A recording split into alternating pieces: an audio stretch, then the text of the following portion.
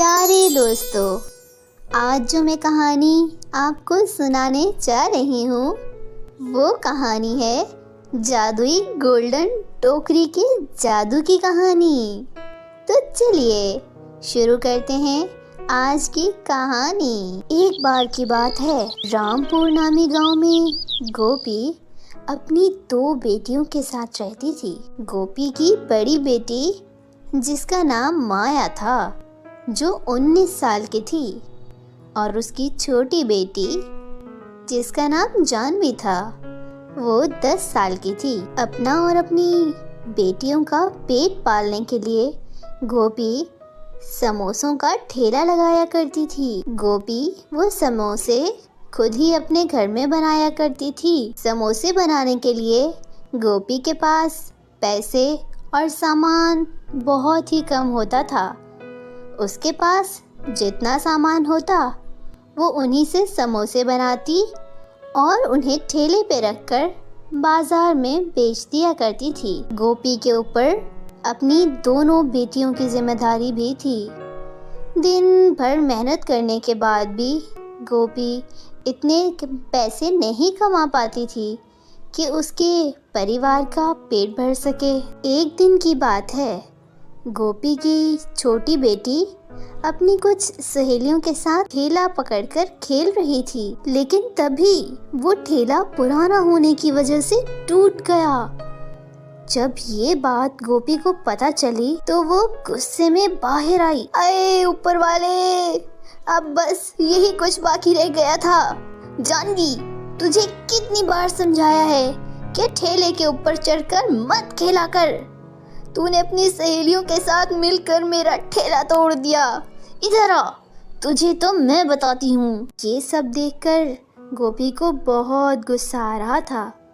गोपी हाथ में डंडा लेकर जानवी की तरफ आती है। तभी उसकी बड़ी बेटी माया सामने आ जाती है। ये क्या कर रही हो माँ? छोटी बच्ची है वो। माया, देख तू जरा इसके काम, इसने क्या किया है।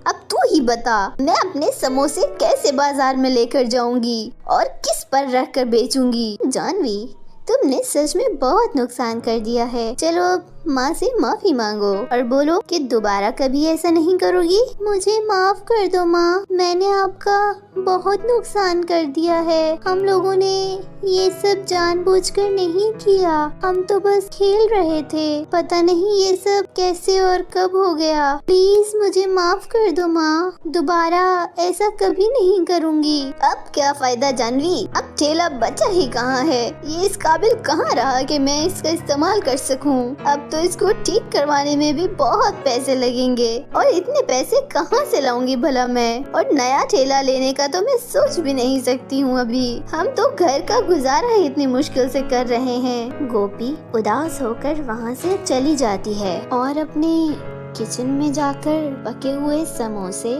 निकाल कर रख देती है। तभी माया एक प्लेट में खाना लेकर वहाँ आती है और कहती है, माँ आप उदास मत हो, ऊपर वाला जो करता है अच्छा ही करता है। अगर वो मुसीबत देता है तो उसका हल भी देता है। कोई न कोई रास्ता जरूर निकल आएगा। आप अब फिक्र छोड़ो और ये खाना खा लो। यहीं रख दो बेटी, खा लेती हूँ। माया खाना वहीं रखकर अंदर चली जाती है। गोपी बाकी बचे हुए सारे समोसे पकाकर उनको जमीन पर कपड़ा बिछाकर रख देती है और हाथ धोकर जैसे ही खाना खाने जाती है तभी वहाँ पर एक बुढ़िया आ जाती है और गोपी से कहती है, बेटी मुझे बहुत ज्यादा भूख लगी है बेटी, ऊपर वाला तेरा भला करेगा बेटी। मैं बहुत दूर से पैदल आ रही हूँ और अब बहुत भूख प्यास लग रही है मुझे कुछ खाने को दे दो बेटी, मैं तेरे लिए दुआ करूँगी। माँ जी, आपको क्या बताऊँ मेरे ऊपर कितनी मुसीबतें हैं। खैर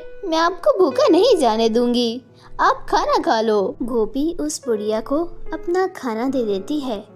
बुढ़िया खुशी खुशी वो खाना खा लेती है और गोपी से कहती है, बेटी तू और तेरी बेटी सच में बहुत अच्छी हैं। यहाँ से जब भी गुजरती हूँ तो यहाँ से खाना खाकर जाती हूँ। तुम लोगों ने कभी भी मुझे भूखा नहीं जाने दिया। देखना बेटी, ऊपर वाला तेरी जरूर सुनेगा। हाँ माँ जी, ऊपर वाला मेरी तो नहीं सुन रहे, क्या पता आपकी सुन लें। बेटी ऐसे पहेलियों में बातें क्यों कर रही हो मेरे साथ? अगर कोई बात है तो खुलकर बताओ मुझे, क्योंकि तेरे चेहरे से लग रहा है कि तू बहुत परेशान है आज। गोपी सारा कुछ उस बुढ़िया को बताती है।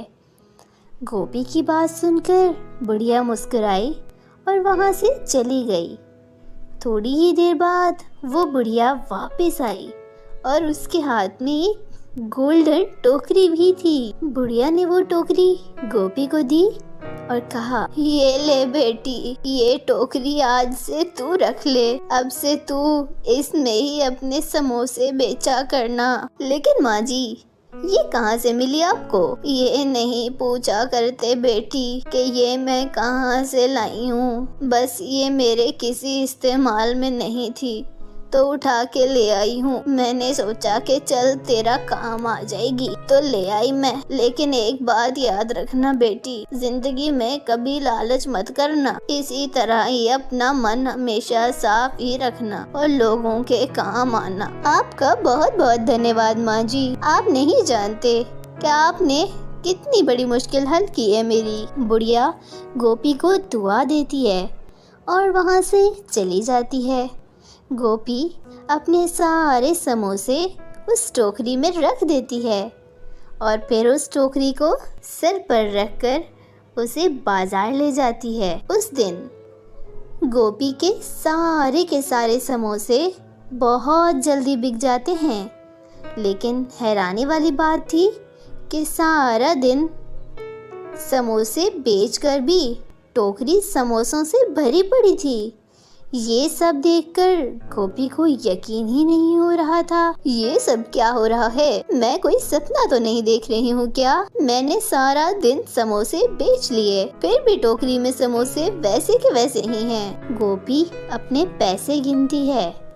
उसके पास पैसे भी काफी सारे थे जो उसने सारा दिन समोसे बेचकर कमाए थे। ए ऊपर वाले, ये क्या जादू है? अब इतना सोचकर गोपी ने टोकरी उठाई और घर वापस आ रही थी तो उसे रास्ते में एक औरत मिली और उससे समोसे खरीदे।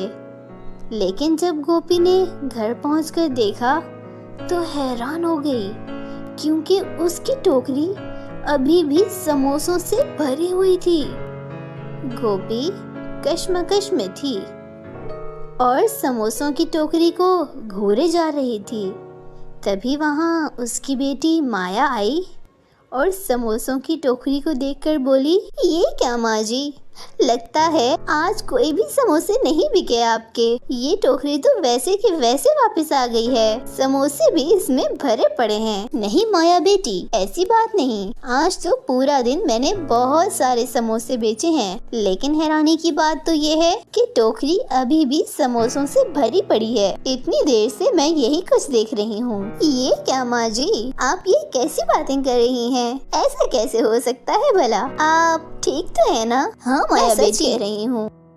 अगर यकीन नहीं हो रहा तो ये पैसे देखो, ये सारे पैसे मैंने समोसे बेचकर ही कमाए हैं। गोपी सारे पैसे माया को दिखाती है। तब जाकर माया को गोपी पर यकीन होता है। वो अपनी माँ से कहती है, देखा ना माँ, आपसे मैंने कहा था ना, ऊपर वाला हमारी जरूर मदद करेगा। तभी तो उस बुढ़िया को ऊपर वाले ने हमारी मदद के लिए भेजा था। मुझे तो पूरा यकीन है कि ये टोकरी कोई आम टोकरी नहीं, बल्कि जादुई गोल्डन टोकरी है। हाँ माया बेटी, तुमने ठीक ही कहा है, मुझे भी कुछ ऐसा ही लगता है। लेकिन चल, एक बार इस टोकरी को खाली करने की कोशिश करते हैं। माया और गोपी दोनों मिलकर उस टोकरी में से समोसे निकालना शुरू करते हैं। जब उन्होंने देखा कि वो एक समोसा टोकरी से निकालते थे तो उसकी जगह दोबारा समोसा आ जाता था।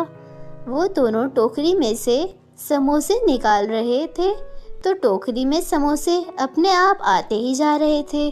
इसी तरह कई घंटे बीत गए और गोपी के घर में समोसों का ढेर लग गया, लेकिन टोकरी वैसे की वैसी ही थी। वाह माया, अपनी तो किस्मत ही खुल गई। ये टोकरी तो सच में जादुई गोल्डन टोकरी है। जी माँ जी, आप ठीक कह रही हैं। अब तो ठेला क्या, हम जो चाहें वो खरीद सकते हैं। गोपी के पास अभी बेचने के लिए काफी सारे समोसे थे। गोपी समोसों के बड़े व्यापारी को बुलाकर अपने समोसे उन्हें बेचने लगती है। वो लोग गोपी के घर से समोसे उठाकर ले जाते हैं। इस तरह गोपी और उसकी दोनों बेटियों की सारी मुसीबतें खत्म हो जाती हैं। अब माया और गोपी रोजाना उस गोल्डन जादुई टोकरी से बहुत सारे समोसे निकालते और फिर उन्हें बेच दिया करते थे। इसी तरह कुछ ही दिनों में गोपी बहुत ज़्यादा अमीर हो गई। उसने अपने लिए नया घर लिया और उसमें रहने लगी। अब गोपी ने खुद समोसे बनाना भी छोड़ दिया था और अपनी दोनों बेटियों के साथ हंसी खुशी रहने लगी। फिर एक दिन की बात है, गोपी अपनी बेटी माया से कहती है, माया बेटी, मैं एक बात सोच रही थी। हाँ माँ बोलो। अगर इस गोल्डन जादुई टोकरी से कभी समोसे खत्म नहीं होते तो फिर इसमें कोई सामान भी खत्म नहीं होगा ना। मैं समझी नहीं माँ, आप क्या कहना चाह रही हैं? माया सुन, अगर हम इस जादुई टोकरी में धन दौलत रखें तो वो भी तो कभी खत्म नहीं होगा ना। हाँ माँ, कह तो आप ठीक रही हैं। चलो ट्राई करते हैं। ऐसा कहकर माया अपनी अलमारी में से एक सोने का हार लाकर उस जादुई टोकरी में रख देती है। थोड़ी देर बाद जब दोनों माँ बेटी दोबारा उस टोकरी को देखते हैं तो दोनों जादुई टोकरी को देखकर चौंक गईं। अरे माँ, ये क्या हुआ? देखो माँ, ये क्या हो गया? गोपी टोकरी की तरफ देखती है और देखती है कि टोकरी पूरी तरह से खाली हो गई थी। गोपी टोकरी की तरफ देखती है और देखती है कि टोकरी पूरी तरह से खाली हो गई थी। ना तो टोकरी में समोसे बचे थे और ना ही वो हार जो माया ने टोकरी में रखा था। गोपी को कुछ समझ नहीं आ रहा था। उन्होंने पास ही रखा एक टमाटर उस टोकरी में डाल दिया। टमाटर टोकरी में रखते ही अचानक गायब हो गया। गोपी ये सब देखकर अपना सर पकड़ लिया। उसको अचानक से बुढ़िया की कही हुई एक बात याद आने लगी। एक बात हमेशा याद रखना बेटी, जिंदगी में कभी लालच मत करना। गोपी समझ गई थी कि उसे उसके लालच की ही सज़ा मिली है।